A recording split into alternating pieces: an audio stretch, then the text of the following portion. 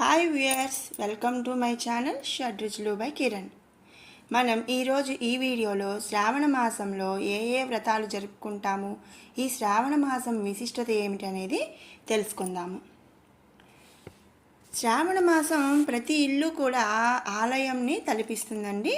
నెల రోజుల పాటు కూడా ఉదయం సాయంత్రం చక్కగా భగవన్నామ స్మరణతో ప్రతి ఇల్లు కూడా మారుమోగుతూ ఉంటాయి. శ్రావణ మాసంలో చేపట్టే ఎలాంటి కార్యానికైనా ఎంతో పవిత్రత ఉంటుందన్నని పండితులు కూడా చెప్తూ ఉంటారు. అంత గొప్ప పవిత్రమైన మాసం ఈ శ్రావణ మాసం. అంతేకాకుండా ఈ శ్రావణ మాసం నెలలో వచ్చే ఎన్నో మంచి రోజులు, విశిష్టమైన పండగలు కూడా వస్తాయి. సనాతన ధర్మంలో అంటే హిందూ ధర్మంలో చాంద్రమానం ప్రకారం మనకి 12 నెలలు ఉన్నాయి. ఆ 12 నెలల్లో కూడా 5వ నెల శ్రావణ మాసం. ఇది ఎంతో పవిత్రత కలిగినటువంటిది ఈ శ్రావణ మాసం. ఈ నెలలో పౌర్ణమి నాడు చంద్రుడు శ్రవణ నక్షత్రంలో సంచరించడం వలన ఈ మాసానికి శ్రావణ మాసం అని పేరు వచ్చింది. అంతేకాకుండా వర్ష ఋతువు కూడా ప్రారంభమవుతుంది. త్రిమూర్తుల్లో స్థితికారుడు, దుష్ట శిక్షకుడు, శిష్ట రక్షకుడు అయిన మహావిష్ణువుకు, ఆయన దేవేరి అయిన మహాలక్ష్మికి కూడా ఎంతో ప్రీతికరమైన మాసం ఈ శ్రావణ మాసంగా చెప్పుకుంటారు.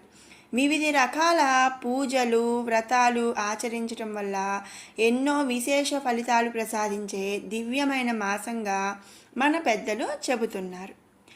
మహావిష్ణువు జన్మ నక్షత్రం శ్రవణ నక్షత్రం.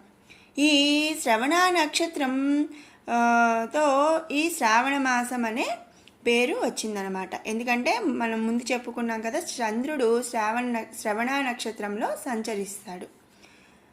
కాబట్టి ఆ మహావిష్ణువు జన్మ నక్షత్రం శ్రవణ నక్షత్రం కావటంతో ఈ శ్రావణ మాసానికి ఎంతో ప్రాముఖ్యత అనేది ఉందన్నమాట.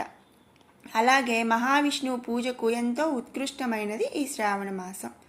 ఈ మాసంలో చేసే దైవ కార్యాలకు ఎంతో శక్తి ఉంటుందని మన వేద పురాణాలు కూడా చెబుతున్నాయి.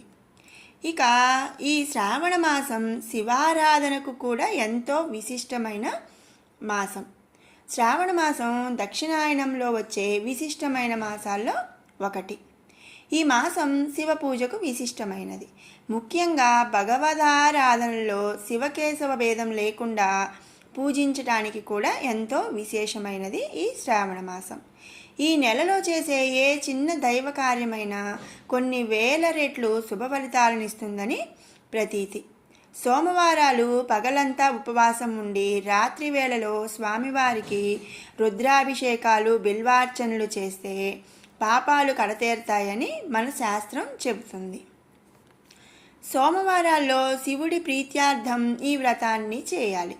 ఈ వ్రతంలో ఉపవాసం ఉండగలిగిన వారు పూర్తిగా, అలా సాధ్యం కాని పక్షంలో రాత్రి పూజ ముగిసిన అనంతరం ఆహారాన్ని భుజించవచ్చు. ఇక వాటితో పాటు శ్రావణ శుక్ల పక్షంలో గల 15 రోజులు ఎంతో విశేషమైన రోజులని, ఒక్కో రోజు ఒక్కో దేవుడికి పూజలు చేయాలని వేదశాస్త్రాలు చెబుతున్నాయి. ఈ మాసంలో భక్తితో ఆచరించే ప్రతి పూజకు తగిన ప్రతిఫలం ఉంటుందని కూడా మన పండితులు చెప్తున్నారు. ఇక రెండవ పర్వదినం మంగళగౌరీ వ్రతం. శ్రావణ మాసంలో అన్ని మంగళవారాల్లో చేసే వ్రతమే ఈ మంగళగౌరీ వ్రతం. దీన్ని శ్రావణ మంగళవార వ్రతం అని, మంగళగౌరీ నోము అని వివిధ రకాలుగా పిలుస్తూ ఉంటారు. ఈ వ్రతాన్ని గురించి నారదుడు సావిత్రికి, శ్రీకృష్ణుడు ద్రౌపదికి తెలిపినట్లు మన పురాణాలు కూడా చెబుతున్నాయి. ఈ వ్రతాన్ని కొత్తగా పెళ్ళైన వారు ఆచరించాలి. వివాహమైన తర్వాత వచ్చే శ్రావణ మాసంలో ఈ వ్రతాన్ని చేయటం ప్రారంభించాలి. శ్రావణ మాసంలో వచ్చే అన్ని మంగళవారాల్లో ఈ వ్రతం క్రమం తప్పకుండా చేస్తారు. 5 సంవత్సరాల పాటు మంగళగౌరి వ్రతాన్ని ఆచరించి ఉద్యాపన చేస్తారు. దీంతో వారు నిండు సుమంగళిగా ఉండడమే కాకుండా వారి కుటుంబంలో సుఖశాంతులు, అష్టైశ్వర్యాలు ఉంటాయని కూడా చెప్తుంటారు. ఇక ఈ మంగళగౌరీ వ్రతం, వరలక్ష్మి వ్రతం కథలు మనం మరొక వీడియోలో షేర్ చేసుకుందాం. తర్వాతది వరలక్ష్మి వ్రతం. శ్రావణ మాసంలో పూర్ణిమకు ముందు వచ్చే శుక్రవారం ఈ వరలక్ష్మి వ్రతాన్ని చేయాలి. ఒకవేళ అప్పుడు వీలు కాకుంటే శ్రావణ మాసంలో మరొక శుక్రవారమైన ఈ వ్రతాన్ని ఆచరించవచ్చు. పూజా మండపంలో నిండు కలశాన్ని ఏర్పాటు చేసుకొని దానికి వరలక్ష్మీదేవి ముఖ్య ప్రతిమను అలంకరించి పూజ చేయాలి. తర్వాత 9 ముడులతో తోరణాన్ని తయారు చేసి పూజ అనంతరం ఈ శ్లోకాన్ని పఠించాలి. బధ్నామి దక్షిణే హస్తే నవసూత్రం శుభప్రదం.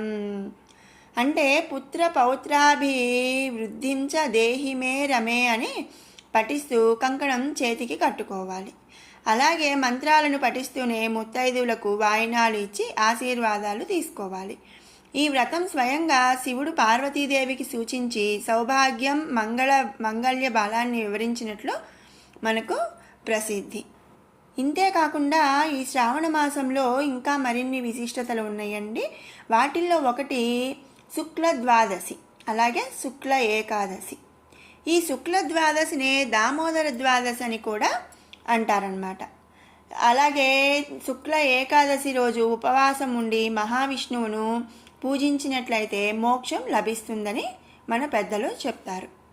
ఇక తర్వాతది శుక్లపక్ష పౌర్ణమి. ఈ శుక్లపక్ష పౌర్ణమి శ్రావణ పౌర్ణమి. ఈరోజే రాఖీ పౌర్ణమిగా కూడా జరుపుకుంటారు. రాఖీ పౌర్ణమి అంటే సోదర సోదరి సంబంధానికి సూచికగా రక్షాబంధనం జరుపుకుంటారు. అంతేకాకుండా ఈ రోజున నూతన యజ్ఞోపవిత్ర ధారణ, అలాగే వేదాభ్యాసాన్ని కూడా ప్రారంభం చేస్తారు. ఇక కృష్ణపాఠ్యమి హయగ్రీవ జయంతి ఆ రోజు. అలాగే కృష్ణపక్ష విధియ రాఘవేంద్ర స్వామి ఆరాధన వంటి ముఖ్య రోజులు వచ్చేవి కూడా ఈ శ్రావణ మాసంలోనే. అంతేకాదండి, మన బాలకృష్ణుడు కృష్ణాష్టమి కూడా ఈ శ్రావణ అష్టమి రోజే వస్తుంది. వీటన్నిటితో పాటుగా పోలాల అమావాస్యని కూడా మనం శ్రావణ మాస అమావాస్య రోజు జరుపుకుంటాము. ఇక గోవులను పూజించడం వంటి ఈ నెలలో రావటం ఎంతో ప్రత్యేకం. ఎన్నో విశిష్టతలను సొంతం చేసుకున్న ఈ నెలలో చేయాల్సిన విధులు, పూజలు, వ్రతాలు, అలాగే నియమాలు తూచా తప్పకుండా ఆచరిస్తే సకల సౌభాగ్యాలు కలుగుతాయని మన పురాణాలు చెబుతున్నాయి. సో విన్నారు కదా ఫ్రెండ్స్, అసలు మన శ్రావణ మాసం యొక్క విశిష్టత ఏమిటి, ఈ శ్రావణ మాసంలో వచ్చే ఎన్నో పర్వదినాల గురించి. అందరికీ ఈ వీడియో నచ్చినట్టయితే లైక్ చేయండి, షేర్ చేయండి. అలాగే మరిన్ని అప్డేట్స్ కోసం మన ఛానల్ని అయితే సబ్స్క్రైబ్ చేసుకోండి. Thanks for watching.